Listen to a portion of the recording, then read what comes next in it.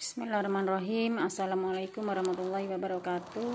Nama saya Khalifah, saya mahasiswi Institut Agama Islam Al-Qadiri Jember, Prodi Piaur kelas 1A. Saya akan bercerita tentang dawuh-dawuh Syekh Abdul Qadir Al-Jailani. Sebagaimana tokoh besar lainnya, Syekh Abdul Qadir Al-Jailani juga mempunyai karya besar yang terhimpun dalam wacana-wacana Futuh Al-Ghaib. Adalah salah satu karyanya di samping Fath Al-Rabbani, Gunyat Al-Tabilin, dan Qasidah Al-Qudsiyah.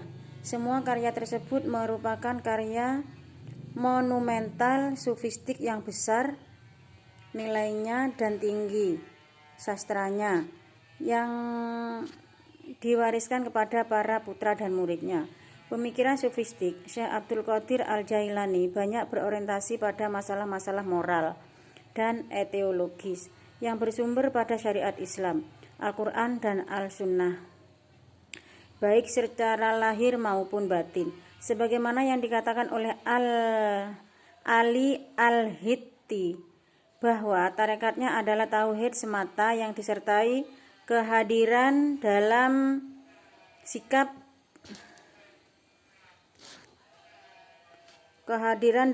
sebagai hamba Tuhan. Sementara mengenai karakteristik tarekatnya, Abdi bin Musyafir berkomentar bahwa tarekatnya adalah kepasrahan kepada alur-alur ketentuan Tuhan yang persepakatan dengan kalbu maupun jiwa, ruh, integrasi badan dan lahir, pensucian diri dari tabiat-tabiat jiwa. Demikian pula komentar Baqo bin Al-Badhu. Syekh Abdul Qadir Al-Jailani mempunyai kedudukan mirip Al-Ghazali sebagai seorang ahli hukum fikih yang menguasai usulnya, usul al-fikih, dan memadukan antara tasawuf dengan Al-Quran dan Sunnah Rasul. Karena itulah Ibnu Tarbiyah pernah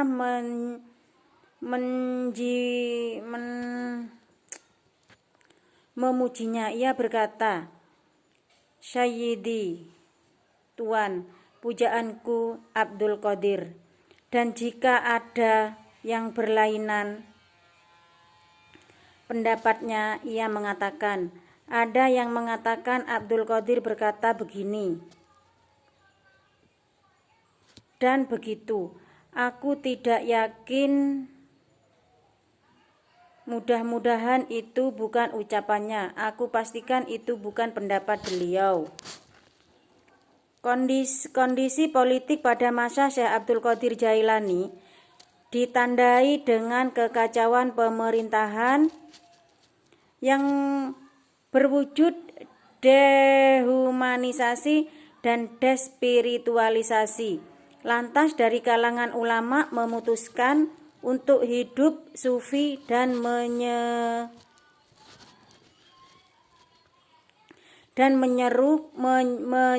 ke jalan yang satu, yaitu memegang erat tauhid. Maka dalam kaitan inilah Syekh Abdul Qadir Al-Jailani sangat lantang menyeru kepada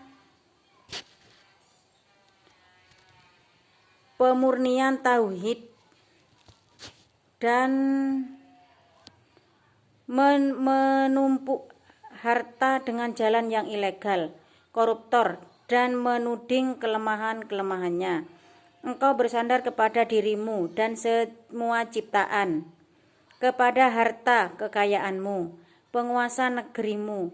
Setiap orang yang engkau sandari adalah rusak. Semua orang yang engkau takuti dan engkau harapkan juga rusak.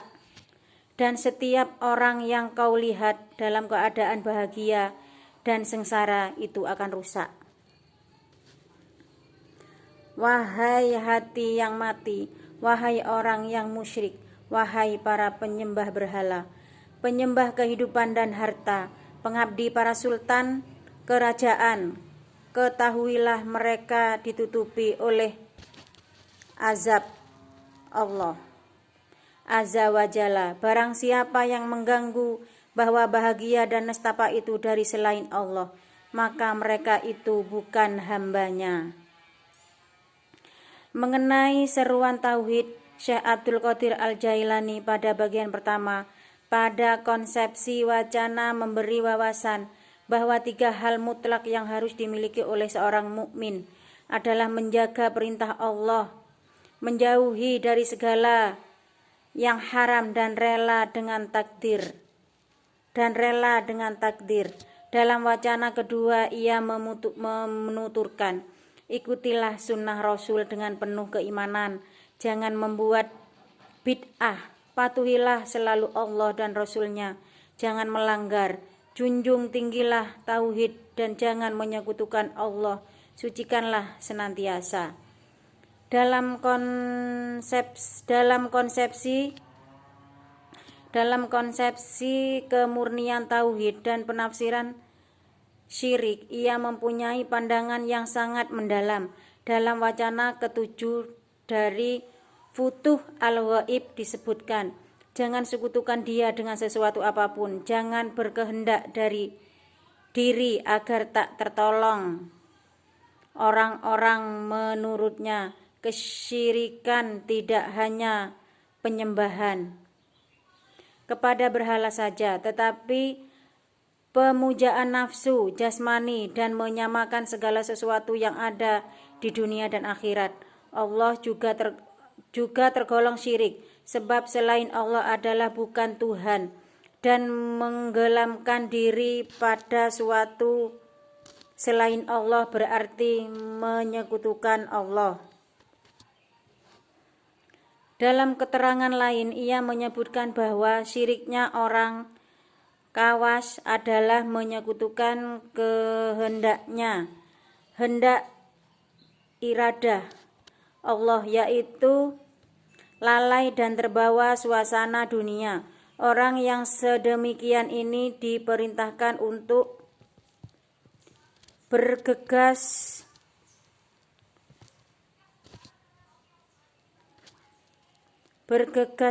meminta ampun dan berzikir kepadanya. Pandangan Syekh Abdul Qadir Al-Jailani tentang tauhid sangat sufistik sekali. Hal ini didasari oleh firman Allah, barang siapa mengharap perjumpaan dengan Tuhannya, maka hendaklah mengerjakan amal saleh dan tidak menyekutukannya. Sungguh tiada sesuatu melainkan Allah, sedang dirimu adalah tandanya.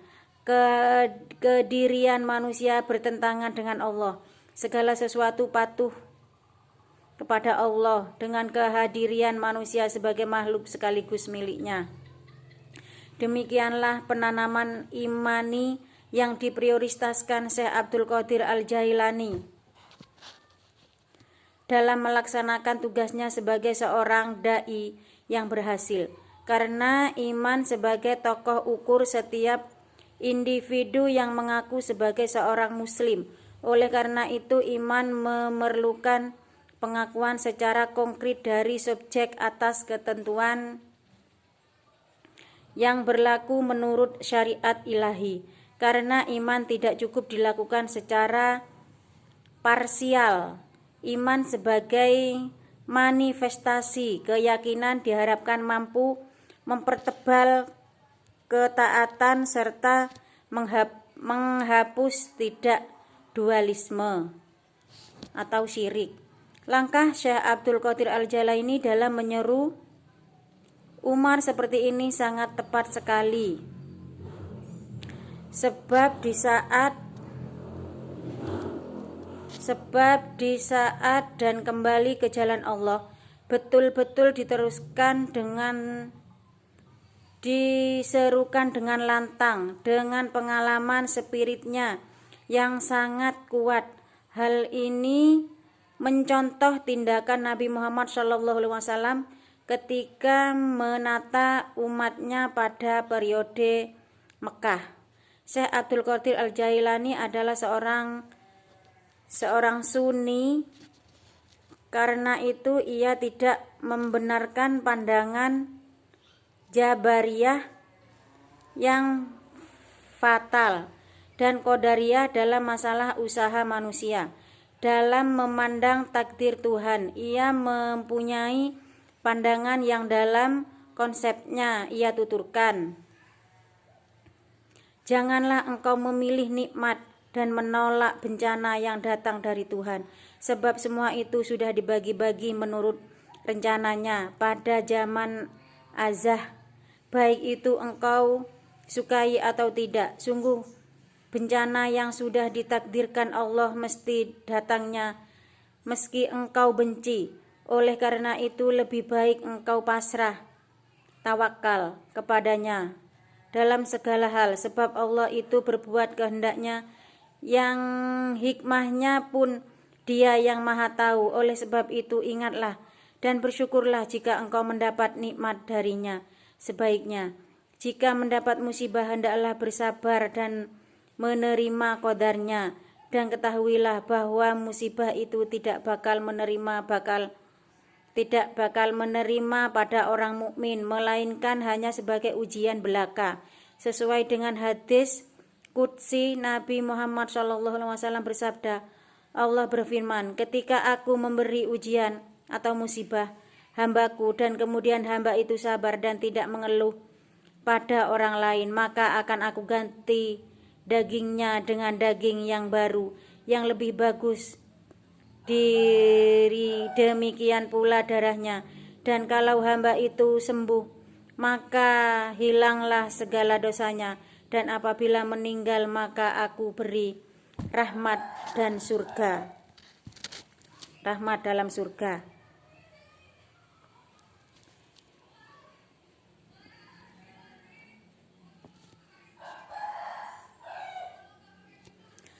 Campakkanlah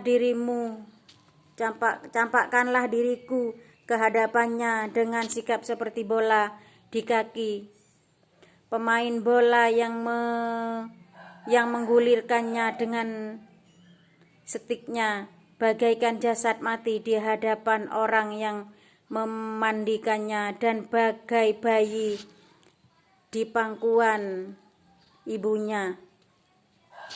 Buatlah terhadap segala-galanya agar tak kau lihat sesuatu pun selainnya. Tiada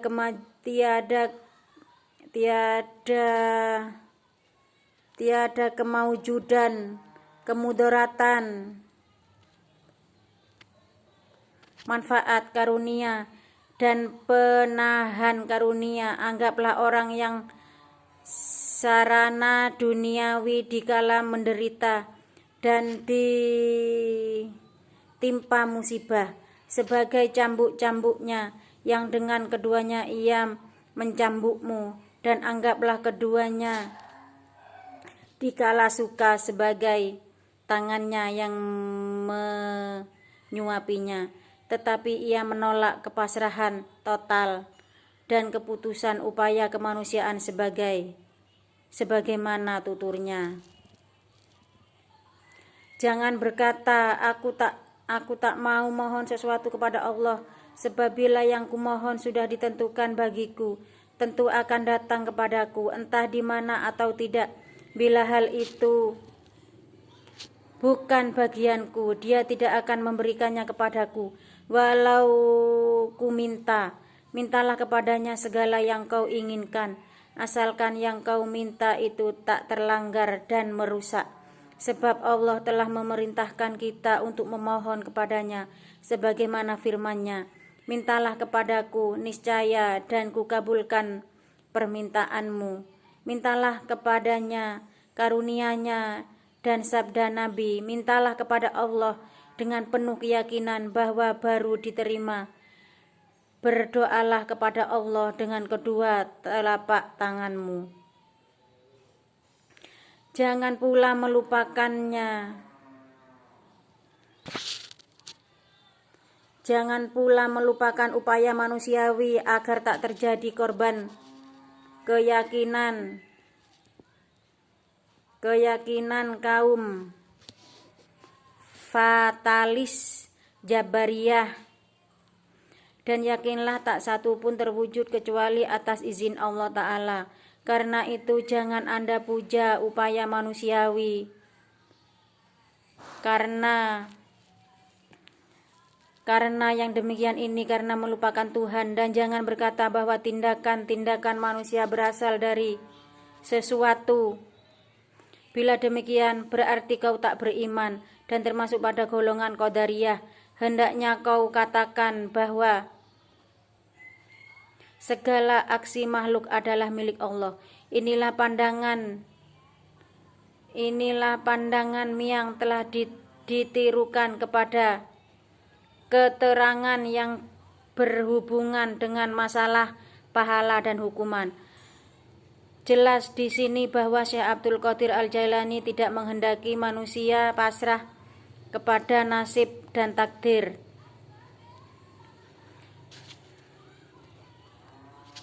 Tuhan sebelum adanya usaha ikhtiar manusia itu sendiri. Oleh karena itu, sebelum takdir itu menimpa, Syekh Abdul Qadir Al-Jailani menganjurkan seseorang untuk berusaha dan berdoa, dan jika takdir sudah tiba maka harus menerima tawakal, sebab Tuhan lebih mengetahui segala hikmahnya.